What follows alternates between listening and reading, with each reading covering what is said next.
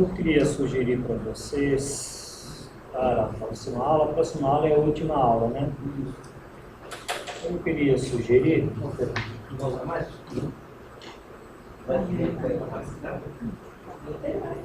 próxima aula, por ser a última, eu queria ver o que é que vocês acham. Vocês poderiam fazer um pequeno folha de caderno, vocês fazerem um texto para ter duas serventias. A primeira é para fechar o curso com vocês falando as vossas impressões e o que vocês acharam de mais importante aí, o que é que chamou a atenção, o que é que dá para aproveitar para vocês o curso. E aí vocês deixam a segunda serventia, vocês deixam comigo, porque se for necessário, eu acho que não. Mas se for necessário alguma comprovação junto à secretaria, nós temos um trabalho para que a secretaria possa emitir o vosso certificado. Pode ser à mão, pode ser digitado, se vocês quiserem. Professor, e vai ser no meio do feriado mesmo? Não, 23, O feriado é outra, né?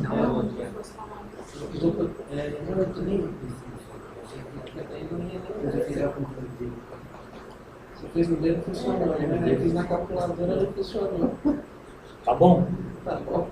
Aí a gente termina com vocês falando, aí cada um lê, faz a sua apresentação. A gente troca essa experiência.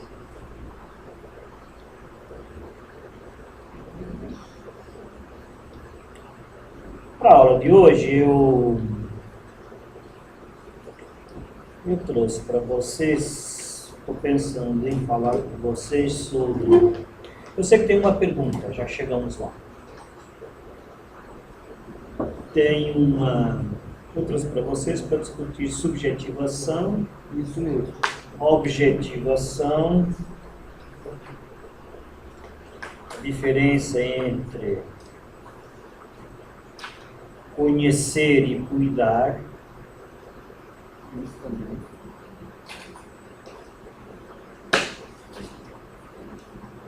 a diferença entre responsabilidade e personalidade,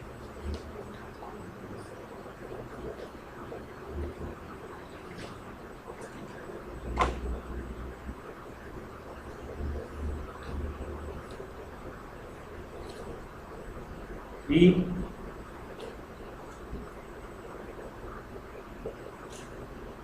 as possibilidades de fuga ou de escape, segundo Foucault, utilizando a personalidade ética do indivíduo.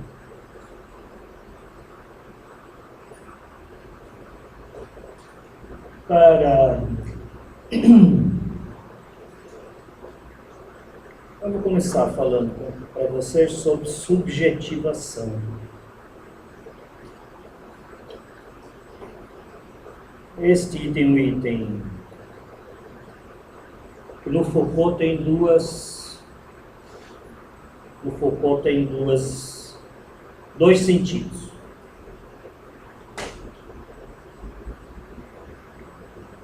Existe um sentido histórico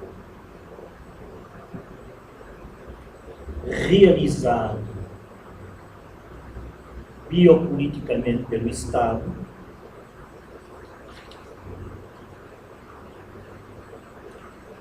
e tem um sentido nunca realizado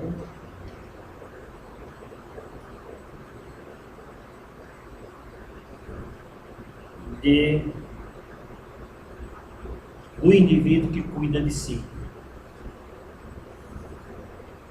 Às vezes, esse conceito aqui no Foucault, às vezes, nos deixa confusos, porque o conceito tem dois sentidos.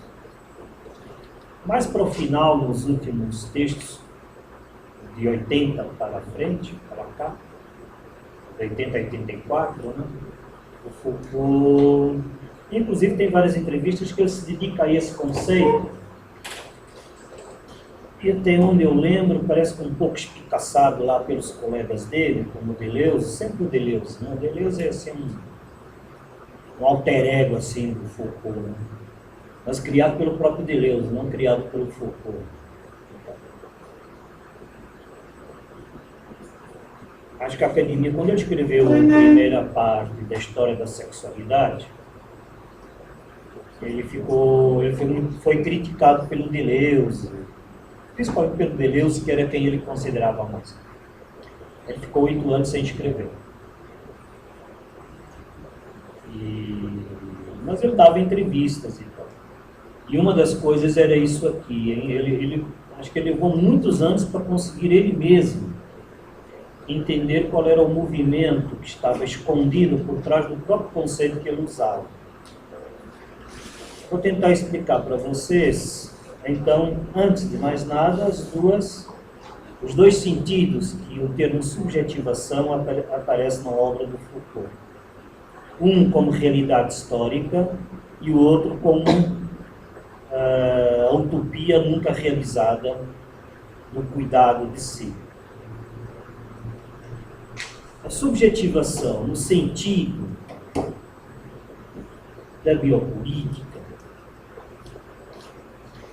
ela se insere no mesmo movimento histórico,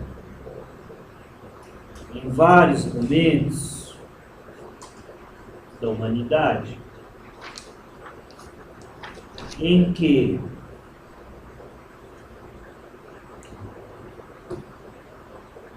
a igualdade de liberdade sobrepõe a liberdade igual. Aula passada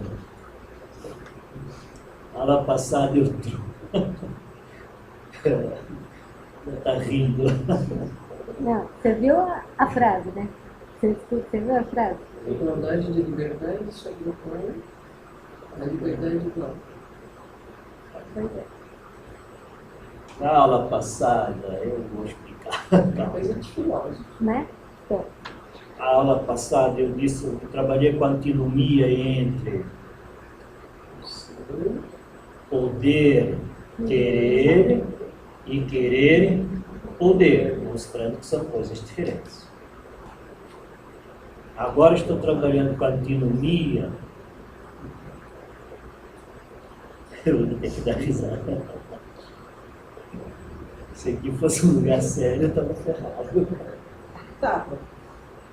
Que é o seguinte, não que aqui não seja um lugar sério, não sei se fosse um auditório grande, mas também não ia mudar nada, eu ia rir muito.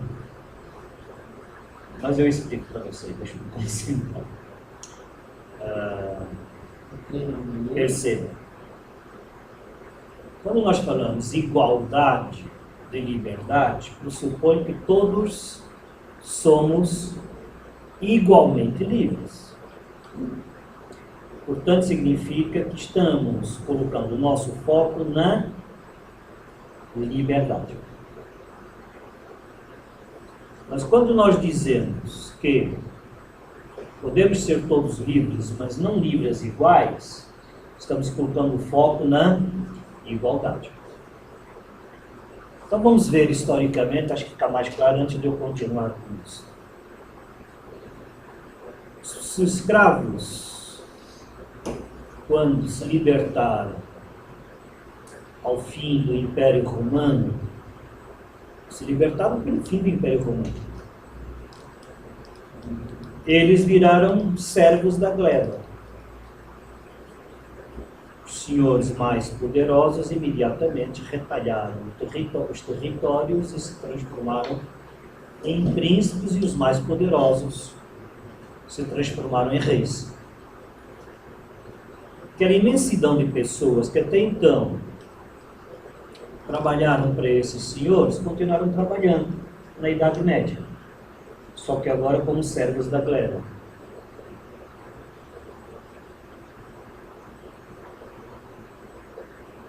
Tem aí uma igualdade de liberdade. No sentido, todos se transformaram em servos, ou seja, mais ninguém é escravo. Vocês percebem que isso não traz grandes vantagens pelos vistos. Mas, durante séculos, durante 1200 anos, aproximadamente, a Idade Média toda conviveu com a ideia de que havia um senhor territorial que tinha lá os seus servos e que eles pertenciam à terra e pertenciam àquele senhor, inclusive pelo princípio de suzerania, aquele senhor era obrigado a protegê-los. Segundo movimento, quando começa no século XIII, XIV, começa a surgir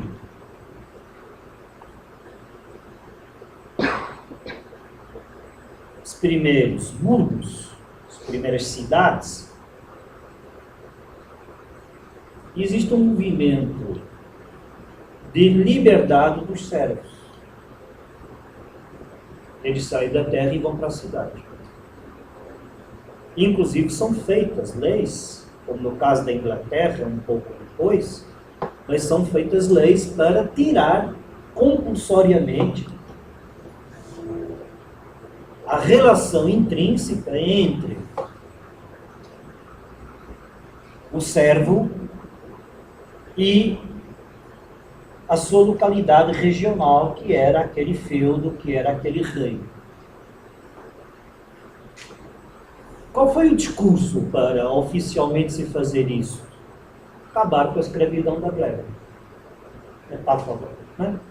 Não é mais escrava, é acabar com a servidão que esses indivíduos têm em relação a um senhor. Então o burgo, a cidade, aparece como sendo um lugar da liberdade. O que, aliás, é presente até hoje, acho que até na realidade brasileira. Ainda temos milhares de jovens que todos os anos imigram de suas cidades pequenas para as cidades grandes e se sentem muito livres. Porque como aqui nós não damos conta de nada e nem de ninguém, eles se sentem imediatamente livres das amarras da família e dos mexericos da cidade. É assim? O que eu estou tentando provar é que isso tudo é uma mentira. Estou tentando provar que essa liberdade é uma ilusão. Porque nós estamos apenas no âmbito, aqui nesse caso ainda, da igualdade de liberdade. Se nós formos olhar para os burgos do século XV, XVI, XVII, na Europa, eu não sei se era melhor aquilo, se era melhor estar lá na gleba. Mas já não fazia mais diferença e era irreversível. A ideia de que somos todos livres acaba provocando uma revolução. A Revolução Francesa diz igualdade e liberdade. Ela não diz liberdade igual.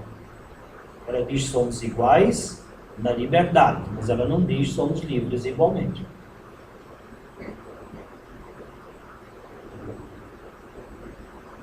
Então vocês veem que... Querem outros exemplos? Tem mais dois. Recentemente veio uma enxurrada de filmes americanos sobre escravidão, não é? Lincoln e o Django. Com o subtítulo livre, não é? Nós vamos simplificar. A 13ª emenda que aparece no filme do Lincoln, que ele lutou, trouxe a igualdade de liberdade, mas não trouxe a liberdade igual, porque levaram dezenas de anos para que os negros americanos tivessem os mesmos direitos civis. Se é que eu posso dizer que ainda os têm. Qualquer um que for nos guetos de Manhattan ou for para o sul dos Estados Unidos, obviamente não está no século XIX mais, só faltava, né? Mas dá para perceber que a liberdade igual ainda, a luta do negro nos Estados Unidos ainda é uma luta pela liberdade igual, porque a igualdade livre todo mundo já tem. Dá para entender? A questão brasileira é a mesma questão. Nós alforriamos os escravos, mas até hoje o Brasil, e provavelmente eternamente, vai carregar nas costas a consequência de ter feito um fim da escravatura sem ter dado liberdade igual para os negros. Ainda hoje. As políticas socio-inclusivas que fazemos hoje são por causa disso. O Brasil faz hoje políticas que são, sem querer entrar, eu não concordo muito com algumas coisas, mas o fato é que nós somos, o nosso momento atual no Brasil é consequência de uma igualdade que, no entanto, não se transformou numa liberdade igual para todos. Portanto, acho que fica claro, né, o que eu quis dizer.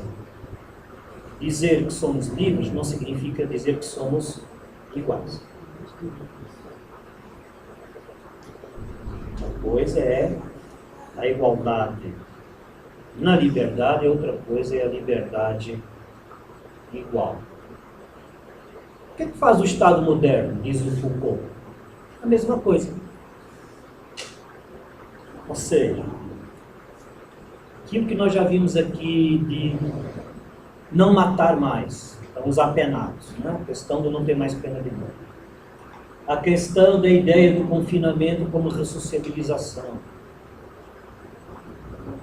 A ideia do que o doente mental deve estar perambulando por aí, mas também em confinamento, até que realmente agora, recentemente, começamos a mudar essa visão e a tratar os doentes mentais mais perto da família. O Foucault diz o seguinte: o movimento da época clássica, que é o século XIX, como eu disse para vocês, é a continuação histórica de um movimento que aproveitou o iluminismo e as revoluções iluministas do século XVIII para continuar com o mesmo movimento de que bastava a igualdade de liberdade. E, enquanto a igualdade de liberdade sobrepujar a nossa preocupação em construir essa liberdade igual, o Estado terá biopoliticamente sempre motivos para ditar as regras da individualização através das suas políticas públicas, que nós achamos fantásticas e achamos que tem que ter. E, por outro lado, e ao mesmo tempo, sempre o medo sobre nós. De que se ele não fizer isto, nós estamos desprotegidos contra a impossibilidade de sermos todos iguais com relação à dignidade ou mínimo existencial.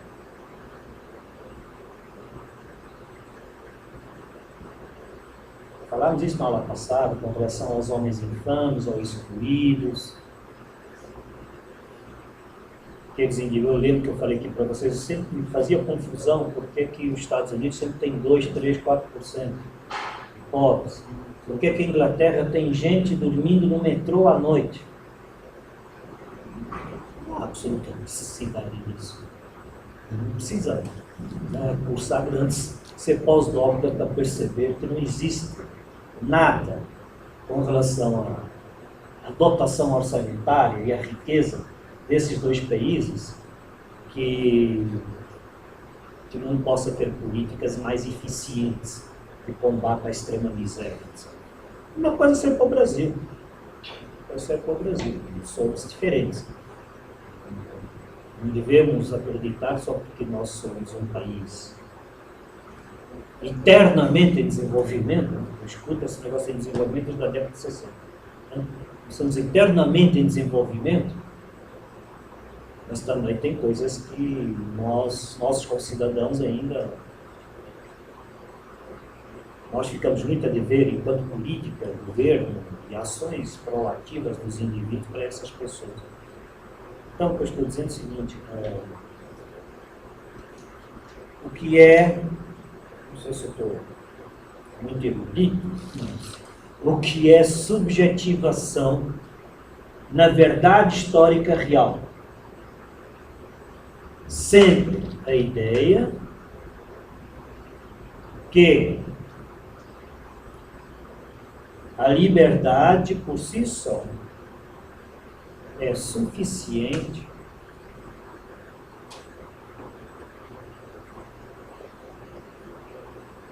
para criar a pretensa igualdade.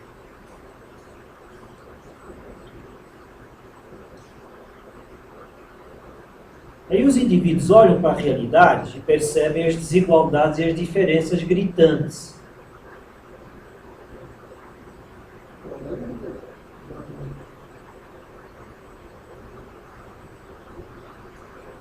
Mas eles, de alguma forma, sobrepõem a questão da liberdade. Então, os mais necessitados preferem, talvez, ser livres do que serem iguais. Estou falando talvez porque não fui lá perguntar.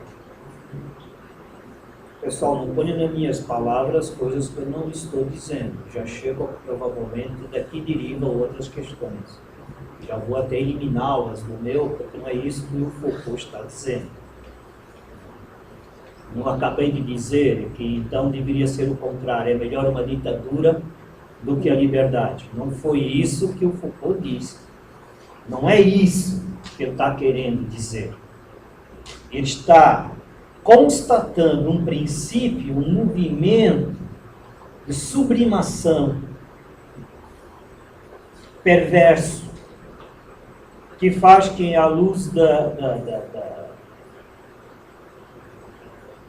à luz dos nossos sentimentos de liberdade,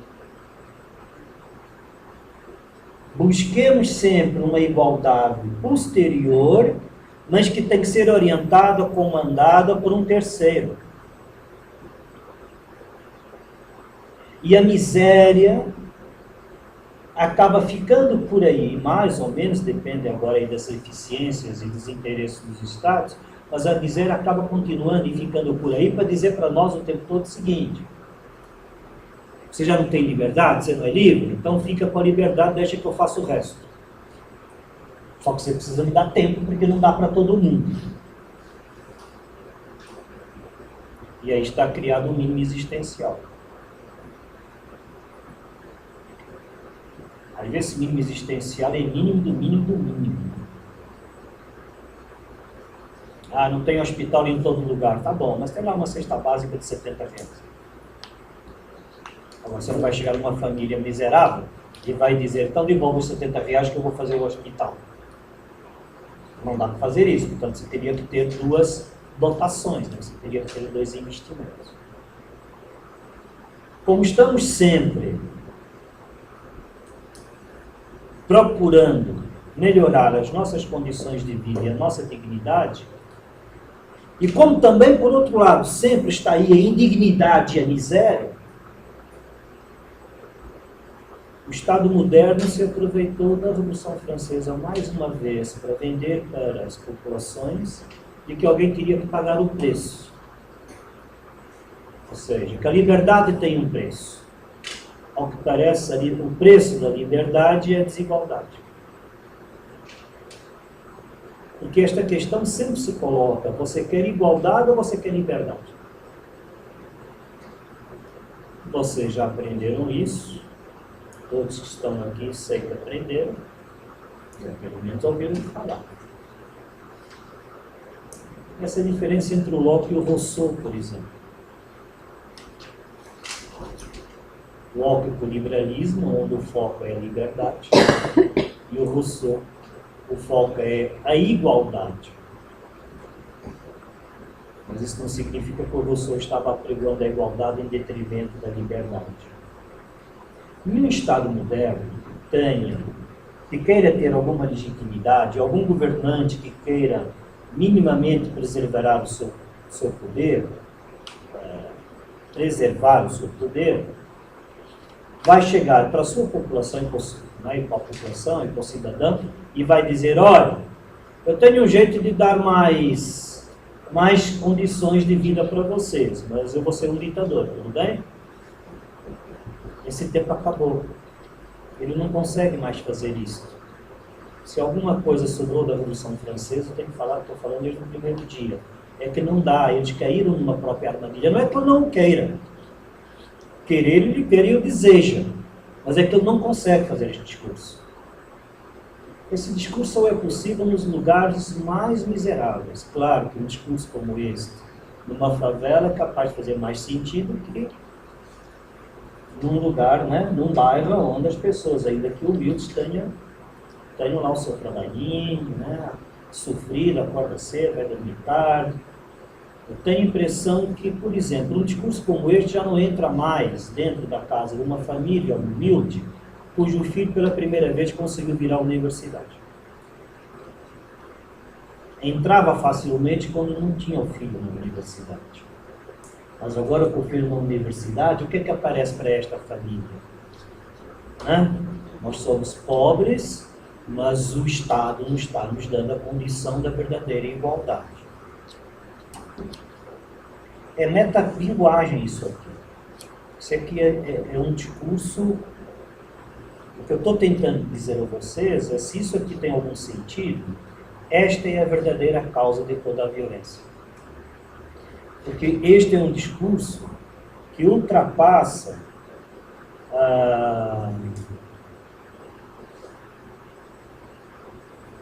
as ideologias. Este é um discurso que ultrapassa a filosofia. O discurso de que somos livres e eu faço o que eu posso dentro desta liberdade, mas não posso tudo, tem um poder nas populações de fazer com que elas aceitem os destinos que os governantes estão dizendo que podem fazer. Inclusive de aceitar que não dá para todo mundo. Portanto, até aceitar em parte a sua própria condição de desigualdade. Por outro lado, e ao mesmo tempo, para os que estão um pouquinho acima, ou já subiram, agora o discurso funciona reversamente. Olha, você já está mais do que os outros. Não vai querer vatar e cair. Portanto, acredita em mim, eu estou fazendo também por onde? E aí foi essa parte que eu disse que você fica com medo. Então, de um lado, reforça os que estão subindo, os que estão com a esperança. Terrível isso, não sei se vocês sentem o que eu sinto, mas enfim. Isto aqui não é violência simbólica, isto aqui é uma violência metassimbólica, né? É uma coisa tudo bem, estou exagerando, né? Mas enfim, é de uma covardia, vou usar um termo, né? Chumbo, vai. Mas é uma covardia, porque é uma covardia para uns e uma covardia para os outros, porque uns trabalham com a esperança eterna nunca alcançada e para os outros trabalham com medo eterno de cair.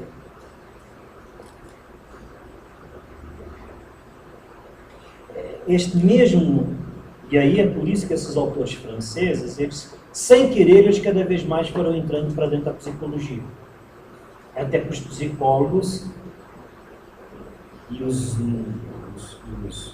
neurologistas, estou lendo aquele livro lá sobre os fundamentos da religiosidade, ocultos, fundamentos ocultos das religiões.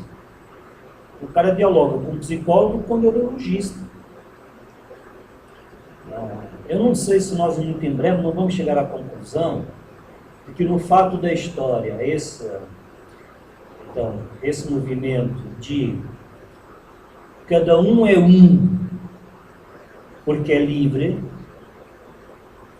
se não chegarmos à conclusão muito em breve de que isso faz parte de algum arquétipo fundamental dentro de nossas constituições fisiológicas. Eu fico pensando que a neurologista está discutindo isso com um filósofo da religião. O que eu estou querendo dizer não sei se dentro de nossa constituição, por exemplo, cerebral, não sei se existe alguma coisa onde medo e esperança fazem parte de uma mesma forma profundamente intuitiva nossa de trabalhar, de viver, de experimentar, de sentir. Se pararmos para pensarmos bem, vocês vão ver que uma coisa se opõe à outra mesmo. A esperança tira o medo. O medo acaba com a esperança. O mito de Pandora acho que é para isso.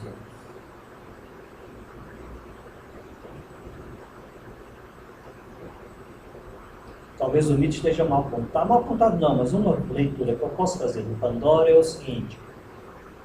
Apesar da observação que Prometeu tinha feito ao irmão que ele não fizesse nada que viesse de Zeus, não adiantou, né? Porque veio a Pandora, era impossível resistir. Aí ela vai lá e abre a caixa. Não era para abrir, ela estava avisada. Mas o fato dele ter aberto junto com ela trouxe todos os medos. Mas, por outro lado, teve uma coragem. Não sei se eu estou conseguindo falar. Ninguém pensou naquele momento as consequências da liberdade. É isso que eu estou tentando dizer. Uma criança, um bebê, você falar não, é para ele fazer. Porque ele não tem medo. Nossos instintos mais fundamentais vão procurar a liberdade e algo nos empurra, mesmo que essa liberdade implique num precipício. Mas nós não recusamos. Porque se recusar, você vai viver eternamente pelo medo. O medo de não fazer nada vai inibir toda a ação. Para uma criança que tem medo, ela não vai crescer, ela não vai amadurecer. Ela não vai fazer, ela só vai poder fazer o que os outros fazem, o que os outros falam. Precisa ter coragem. Só que, de onde vem a coragem de uma criança? A coragem do adolescente. De onde vem a coragem do adolescente? Essa verve, né? A gente, quando tem criança pequena, a gente fala... Você chega no final do dia, os pais chegam, né? As babás chegam mortas, né? Você fala, porque não vem tanta energia num trocinho de meio metro de altura, né? Eu estou falando isso para mostrar o quanto isso é tão natural ao ser humano, essa energia de ir atrás, de querer, de fazer. Então, afinal, nós somos corajosos, sim. Nós somos corajosos. A cada ato humano de fazer é um ato também de coragem e é um ato também de esperança. A esperança da luta contra o medo, mesmo sem saber as consequências muitas vezes. Só o homem maduro é que pensa as consequências antes, como o Weber fala. A racionalização objetiva. No caso, em termos políticos, a racionalização legal objetiva. A lei me interessa, não me interessa, cumpro ou não cumpro, qual é o benefício que traz para mim? Ou o comportamento recíproco. Eu sei que querem que eu faça A, mas eu vou fazer B. Eu já sei quais são as consequências de eu fazer B, mas eu vou fazer B. Isso é um ato de coragem e é um ato de esperança. É a esperança que luta contra o medo de ficar quieto, de não fazer. Não enfrentamento contra a mesmice, né? Contra a mesmice. Agora,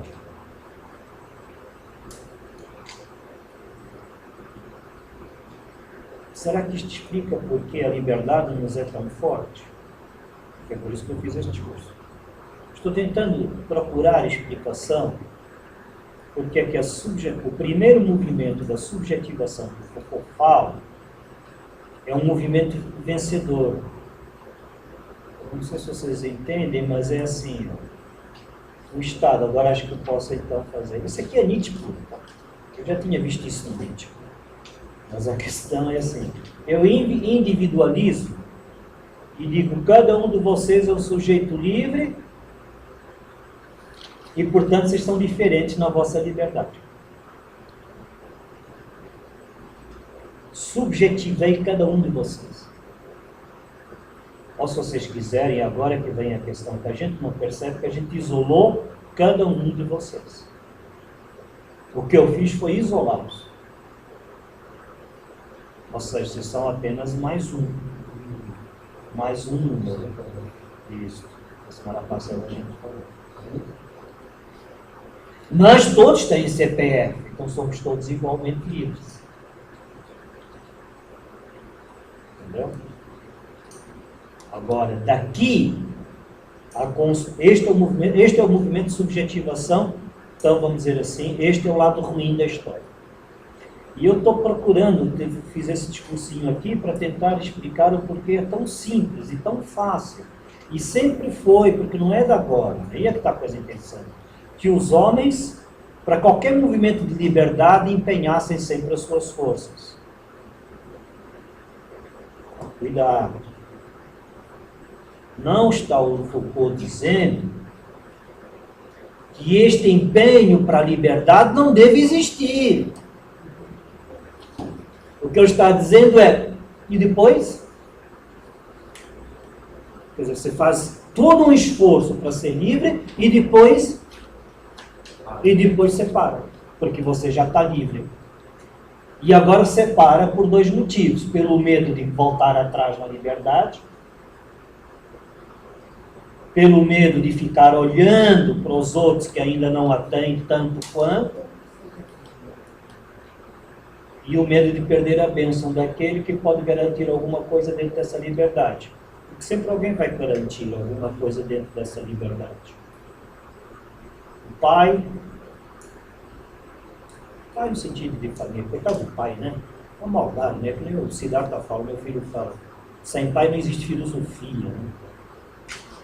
Impressionante, né?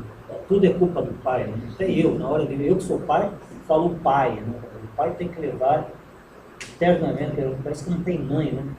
Mas enfim, a família, os pais fazem esse, mas não é?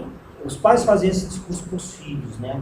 Meu filho, querido, amoroso, você é o único, você é diferente, mas faz o que eu estou falando. Isso é o amor. Então, o que a criança aprende? A ser livre. Livre dentro daqueles parâmetros. Não tem outro processo educacional? Não tem outro. Não vamos inventar outro. Tem muitos outros que inventaram, tentaram fugir dessa coisa, né?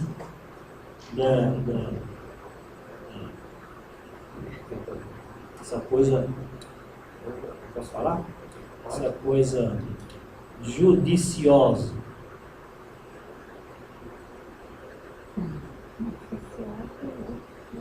Judicioso, eu não sei nem se é essa palavra. É bem oficioso, né? Esse é um lado, mas também tem o cultural da cultura judaica. Então, é judicioso e judaicioso. Do judaísmo. Vocês arrumam uma palavra melhor, vocês entendem. Vocês entenderam? Quando não é a religião, é o Estado. Quando não é o Estado, é a religião. E eu falei judaísmo não é por causa dos judeus, não. Nós somos judeus. Pelo menos os cristãos. Eu sou um judeu. Falei de mim mesmo. Deixar bem claro isso. Há muito tempo que eu já não distingo mais isso. O que é judeu? Eu sou judeu. Você não sabia que eu era judeu? Você também é. Ah, sim. Isso. Fala. Não, sobre as colocações, primeiro, na verdade, o homem procura a liberdade, da luta de guerra, aí ele conseguiu a liberdade. Aí a igualdade, na realidade, você tem referência que não quer ser igual ao outro. Ele quer sempre ser mais que o outro. Talvez por isso que não existe essa luta para a igualdade. Talvez internamente isso esteja de uma tal forma, fisiologicamente ou cerebralmente constituída na nossa cabeça, que essa igualdade ela é meio assim, então eu vou conseguir mais que o outro, mais posição. Então a igualdade tem que ficar no navegar em águas tranquilas. O homem não quer isso daí. E outra coisa, em relação ao judaísmo aqui, o próprio rapaz que matou, perdeu o braço, né, que atropelou, a família acho que é judia, né? Que atropelou? Parece que ele ficou até que ele começaram até a ter um bate-boca de que o judeu estava fazendo aquilo, etc. Ele ficou até com o pai, que estava falando muito isso. Só para criar assim, essa discussão. Não foi nesse. Religiosidade, né? Não, segundo criou-se uma religiosidade, porque o cara pelo outro e cortou o braço, não por uma imprudência, sim, porque ele era judeu. Não tem nada a ver. Só complementando a primeira que você falou, que o Fernando falou sobre a liberdade, aparentemente, eu estava aqui maquinando o que vocês estavam falando, aparentemente parece assim, que nós saímos, nós vivemos, obviamente acho que a consequência de todo o movimento cristão e da religião foram 1000 anos de terror, onde você não se discutia liberdade, muito menos igualdade. Aparentemente parece que esse movimento saindo da Idade Média, que trouxe esse deslocamento do homem, que ele virou e falou no discurso, já que você não teve 1000 anos de liberdade, eu vou te devolvê-la. E como que eu vou controlá-la? Eu invento a igualdade. Aparentemente, parece que isso é uma Você ligação continua o mesmo discurso por outras palavras. religiosa. E outras estratégias e outras formas. Então, que o professor falou, você troca o Estado, você sempre tem o Estado e a religião. Eu acho que é até mais. Eu acho que a religião no sentido não de, vamos dizer, não de institutos, né? Mas de filosofia religiosa, se é que a gente pode chamar filosofia às vezes, né? Mas acho que são dependentes justamente para isso, para você inventar. Essa liberdade, você na história, você não discutia isso em muitos momentos da história. Estou pegando aqui, né, da Idade Média. Houve o iluminismo onde todo mundo, e ele até falou o Locke e o Rousseau, o Locke veio discutir a liberdade na desigualdade. Porque a liberdade que ele discutia e que ele queria era desigual em relação a gente vai entrar nas classes sociais, né? E o Rousseau já veio discutir a igualdade ou a desigualdade na liberdade, mas naquela liberdade ficta, né? Porque não é real, porque ela só mudou, ela foi um plano, talvez tenha sido um plano de fundo de uma liberdade que nunca existiu, nunca foi discutida na Idade Média, mas que ela precisava ser criada em outro discurso, como forma do Estado, que aí vai entrar o Estado, né, e o poder do Estado. O que ele vai inventar de diferente depois de 1000 anos enquanto você não tem nada? Você precisa inventar alguma coisa. Então você precisa falar assim, não, agora nós vamos discutir a liberdade, porque já que o homem sempre está em busca e luta a liberdade, isso é intrínseco, né? Então isso já existe, eu não posso dizer que não existe, porque não existia, agora tem que existir. E eu crio a igualdade para alimentar essa liberdade e a busca dela. Sei lá, Na página viajei, 100. né? Não, isso acho que complementou. Na página 112, isso, vocês verem como o Nietzsche também está dentro da coisa do Foucault. Na página 112, o penúltimo capítulo, aqui é um pedaço que estávamos referindo. É o rato, velho. É o rato. É maluco, cara. E no final da página 112, 3 vezes o homem foi sacrificado. Quais são as 3 vezes? A saída do paganismo, a saída do Deus e a caída no Estado. Primeira vez em que nós tivemos alguma esperança para combater o medo foi quando a gente se associou às divindades da natureza. A segunda vez foi quando a gente se associou ao Deus único. A terceira vez foi quando a gente se associou ao Estado. Melhor assim. Então, 3 vezes o homem foi sacrificado e em uma delas, contudo, renasceu um novo homem. Porque em nenhuma dessas vezes sua vontade de poder foi realizada para ele mesmo. E aí, as tecnociências que revolucionaram o viver desde o século XIX não produziram formas de saber poder que fossem da ordem da libertação do humano. Pelo contrário, elas se mostraram capazes de serem agenciadas através de mecanismos e dispositivos sofisticados, portanto, menos perceptíveis e menos afrontados por nós. Estamos mais sujeitados, estamos mais dominados e explorados nas nossas energias criativas. O que é que tem as sociedades de controle, principalmente as da nossa época, essas da tecnoconsciências, o que é que elas têm de diferente? É que elas conseguem instrumentos tão sofisticados de sublimação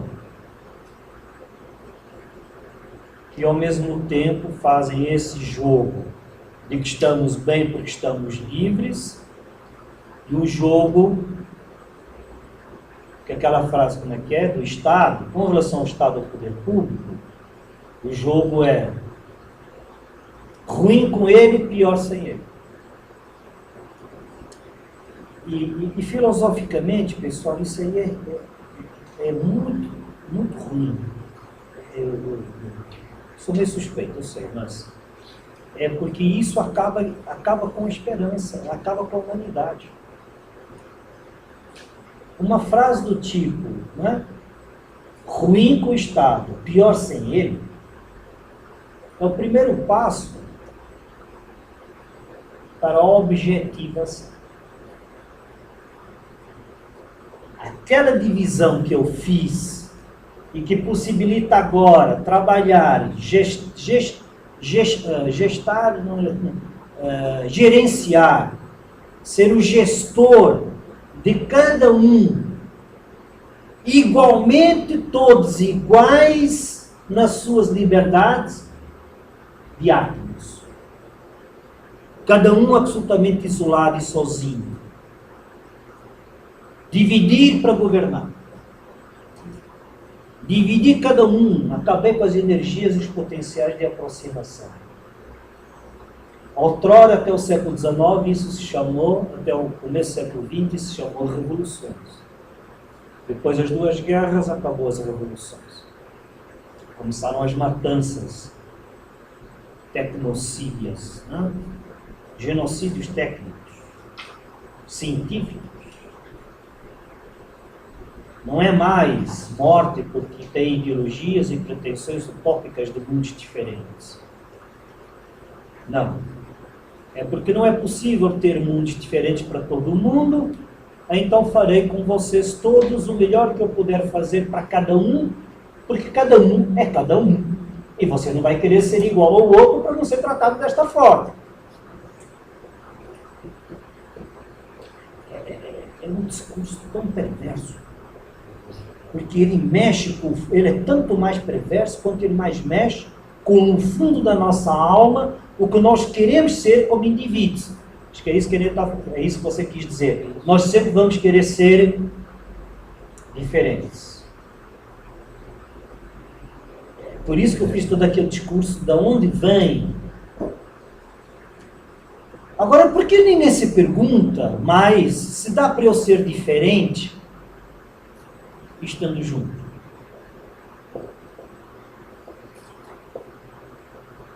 Porque se criou, nesse liberalismo burguês, se criou a ideia, aquela coisa rançosa, de que no comunismo é todo mundo igual. Que o comunismo acaba com a individualidade. Uma tremenda de uma bobagem. E tem gente aí, portanto, falando isso até hoje. Até hoje. Porque se é tão fundamental ao ser humano, isso que você falou, de querer ser diferente, como é que poderia um Estado, por mais poder que tivesse, evitar esta ansiedade?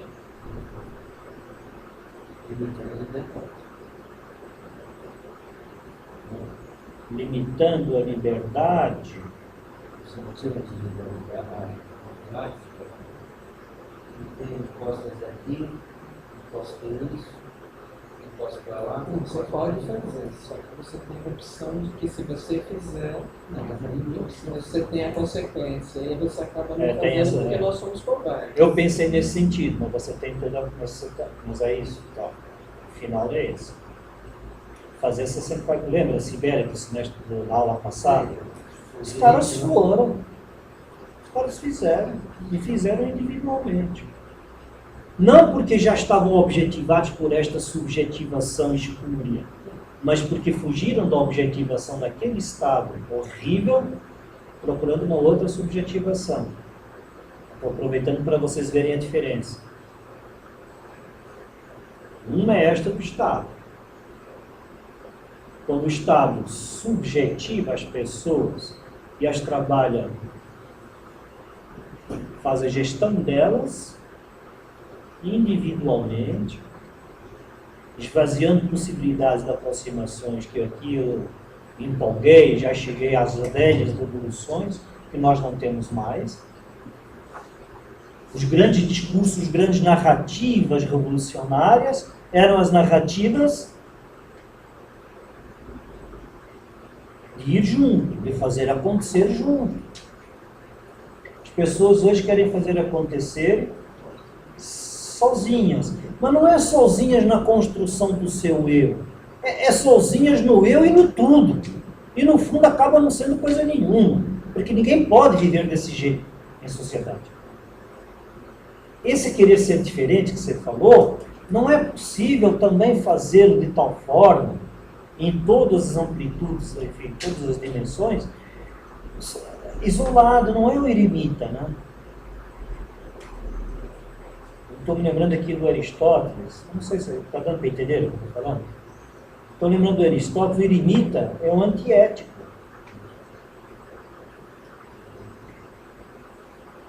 É que nós transubstanciamos, né, nas palavras do Nietzsche, uma coisa pela outra.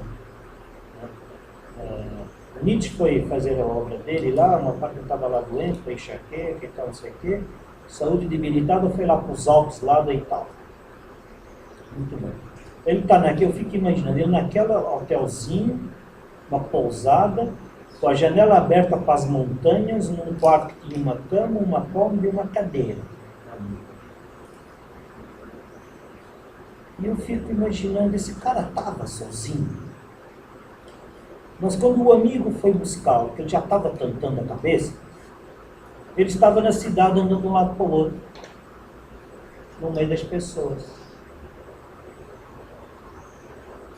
Mas sozinho. Sim e não. Qual é o vínculo que ele tinha com os outros? O trabalho do filósofo que desce da montanha, o Zaratustra. Por que eu não fico lá em cima? Aí no livro eu coloquei uma frase, que eu não sei se é minha, se é do Nietzsche, que eu coloquei aqui. Na antiguidade, as pessoas cuidavam-se para ficar de exemplo. Na antiguidade, aquela lá, né? Diz o seguinte, as pessoas se cuidavam para ficar de exemplo para os outros. Para ficar? De exemplo para os outros. Os nossos avós faziam isso. Sim. Mas eles não citavam pessoas que com pouca idade você só tinha a visão, né? Eu já nem lembrava mais quem era, mas fulano, você estava com aquilo, né? Tem aqui uma... Depois a avó e depois a mãe. Deixa eu ver se eu acho. Uma passagem do Petrônio aqui.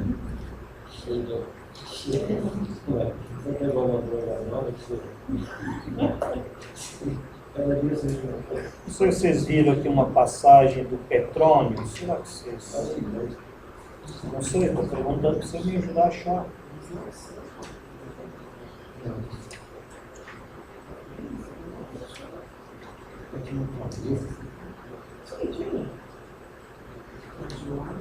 Ah, esse número, esse número, né? Não pode falar nada.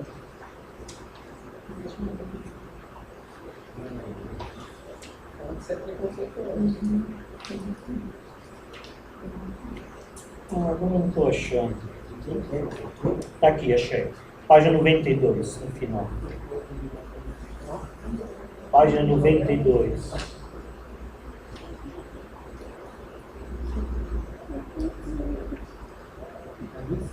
Ele diz assim, quer dizer, numa obra chamada Satírico, né?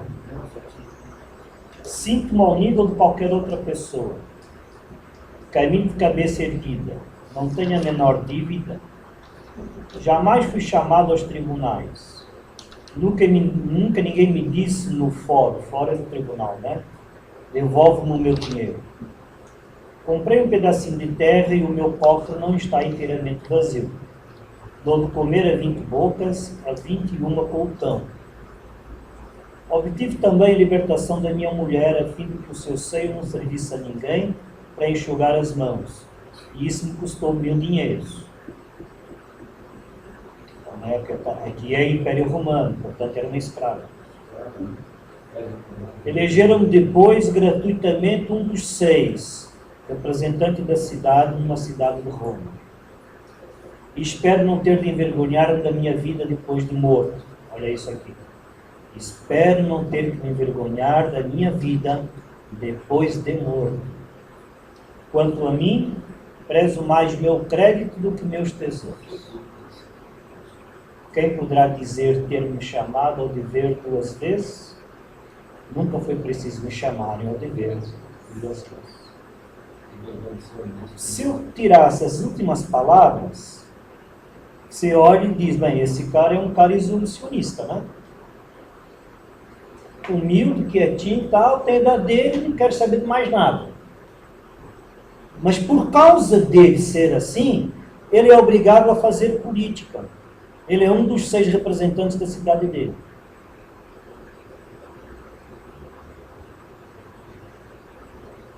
Ele é obrigado a estar, não tem como fugir. Os próprios semelhantes vão procurar aquele indivíduo com essas virtudes. E agora qual é a preocupação dele? A consciência. Vai eu poder fazer alguma coisa errada? Porque o que vão falar de mim, principalmente depois do morto.